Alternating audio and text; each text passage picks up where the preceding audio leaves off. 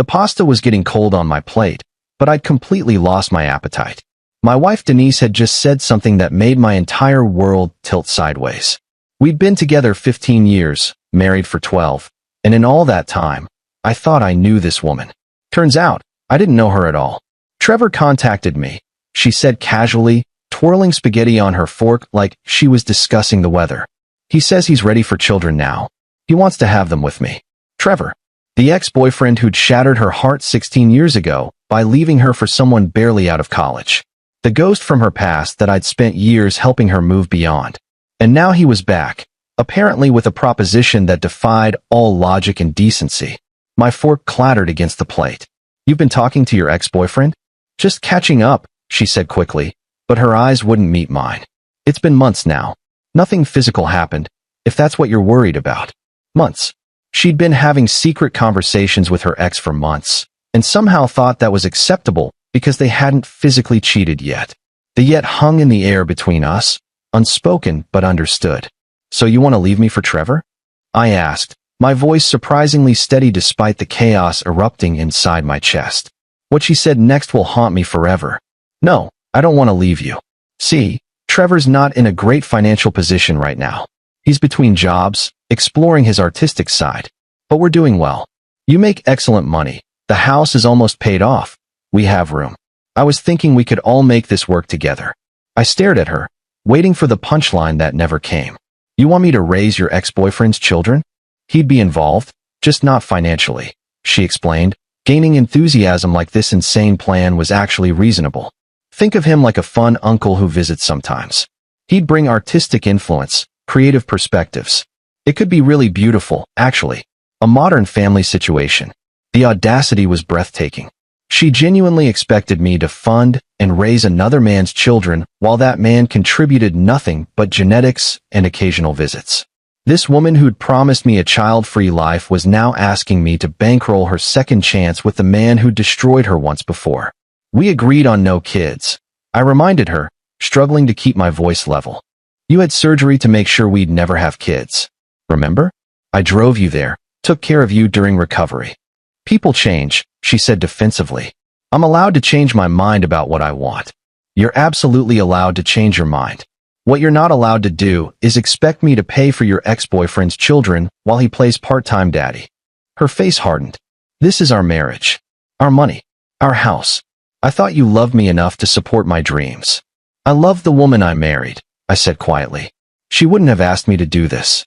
That night, I lay awake in the darkness while she researched tubal reversal procedures on her laptop downstairs. The glow from the screen cast shadows up the stairwell. She was actually going through with this insanity and somehow expected me to just accept it. By morning, I made my decision. I called Howard, a lawyer who'd helped a colleague through a messy divorce. Then I called my financial advisor about protecting assets. The wheels were in motion. Follow your heart, Denise. I told her at breakfast when she showed me surgery information. Her face lit up with hope. Really? You'll support this? I'm saying do whatever you want. Just understand I won't be part of it. The hope drained away, replaced by shock and then fury. But I was done explaining. 15 years of marriage, dissolved by her entitlement and delusion.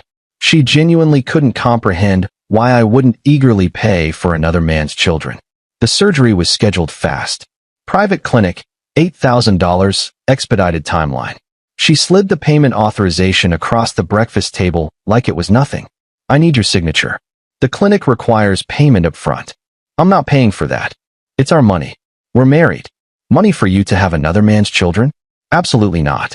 The explosion was spectacular. I was controlling, manipulative, financially abusive. Her sister called within the hour, launching accusations. Her mother joined the chorus. I calmly explained this wasn't medical necessity, but elective surgery to facilitate betrayal. They didn't want to hear it. Denise ended up taking a loan against her retirement account. $10,000 with penalties. She blamed me for forcing her into debt. I said nothing. Howard was building our case. Every text message where she discussed her plans becoming evidence. Get everything in writing, he advised. So I started texting instead of talking, confirming details she never suspected I was documenting. The surgery day arrived. She packed her overnight bag, humming cheerfully. Trevor would drive her, she announced. He wanted to be there for support. How considerate, I remarked dryly. You'll understand once the children arrive, she said confidently. You'll love them like your own. Friday morning, I worked from home. At 9 o'clock, after confirming she'd checked into the surgical center, I executed the plan Howard and I had carefully prepared. Filed for divorce. Froze joint accounts through legal holds. Redirected my direct deposits. Canceled joint credit cards. Changed insurance beneficiaries. 2 hours later, while she was still in recovery, her lawyer called. Janet Whitfield, already aggressive, already accusing me of financial abuse. It's asset protection during divorce proceedings, I explained calmly. Completely standard. You agreed to this arrangement, Janet claimed. I have text messages proving otherwise. Would you like copies? Silence. Then threats about being in touch. I expected nothing less. When Denise came home Saturday, Trevor dropped her off and drove away without even coming inside. Real committed father figure there. She found divorce papers on the kitchen counter and screamed loud enough to alert the neighbors. What is this? Divorce papers. Thought that was obvious. I just had surgery. Yes, surgery to have another man's children. I'm aware. She tried using credit cards. Declined. Tried withdrawing cash. Account frozen. Reality was setting in, though she still couldn't quite believe I was serious. Sunday brought reinforcements. Her sister Greta, her mother Betty, and Trevor himself showed up for an intervention. I was a monster apparently. Marriage required compromise. She gave you the best years of her life, Betty declared dramatically, and then decided to give the rest to Trevor, I replied. Choices have consequences. Trevor tried speaking to me, explaining how he loved her, how this could work. I told him to be quiet. Told him if he loved her so much, he could support her financially instead of freeloading. I'm between opportunities, he mumbled. Shocking, I said flatly. The legal battle that followed was predictable but exhausting. Janet demanded alimony, the house, half my retirement, reimbursement for surgery costs, and incredibly, future child support for children that didn't exist yet with another man. Howard laughed at that last demand. Future child support for another man's kids? That's creative fiction. Mediation was a circus. Denise brought Trevor for emotional support, which was inappropriate and telling. The mediator seemed baffled when Denise confirmed she was planning children with Trevor while seeking support from me. Perhaps Trevor should provide support then? The mediator suggested. I'm an artist, Trevor explained earnestly. My work isn't about money. Even the mediator looked disgusted. Things escalated when Denise changed the locks on my house. The house titled solely in my name, purchased before our marriage. I couldn't get in. Trevor answered through the door, telling me I'd abandoned Denise and wasn't welcome. Police said it was a civil matter. Trevor smirked from the window. That smirk cost him. Howard filed emergency motions. Denise countered with a restraining order, claiming I was threatening her. She showed up to court in a maternity dress despite not being pregnant, hand on her flat belly, playing victim. The judge saw through it immediately. Restraining order denied. Exclusive residence granted to me. They had 48 hours to leave. Moving day was memorable. I hired off-duty police for security. Denise, Trevor, Greta, Betty, even Trevor's mother showed up with a U-Haul. They tried taking my belongings. The cops intervened repeatedly. You'll regret this when you die alone, Denise said as her parting shot. Better than raising Trevor's kids, I replied. 2 months later, the divorce finalized. Standard asset division. She walked away with about $73,000. Not the windfall she'd expected. The pregnancy she'd claimed turned out to be fake. Never pregnant. Just desperate manipulation. And Trevor? He lasted exactly 34 days after the divorce finalized.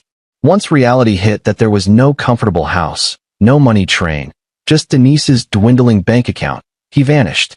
Left a note about finding himself and took $5,000 she'd withdrawn for baby furniture. She called me at 2 in the morning, crying. He'd abandoned her. Okay, I said simply. That's all you have to say? What did you expect? Last I heard, she's working overtime to afford a 1-bedroom apartment.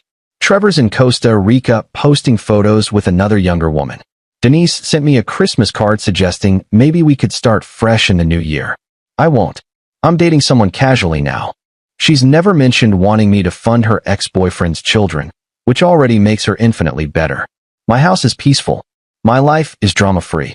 I got promoted at work without home chaos destroying my focus. Sometimes late at night, I remember good moments from our marriage. Then I remember Denise explaining how I'd pay for Trevor's children while he played weekend dad. Any sympathy evaporates instantly. She wanted to follow her heart. It led her to a one-bedroom apartment and max credit cards. She wanted Trevor's babies. She got to experience Trevor's commitment level instead. The entitlement was staggering. The assumption I'd accept anything was insulting. The surprise when consequences arrived was priceless. She made her choice with full knowledge. I made mine. The difference is I can live with mine peacefully. She's learning that starting over at 41 with nothing but debt and shattered delusions isn't the romantic adventure she imagined. And me?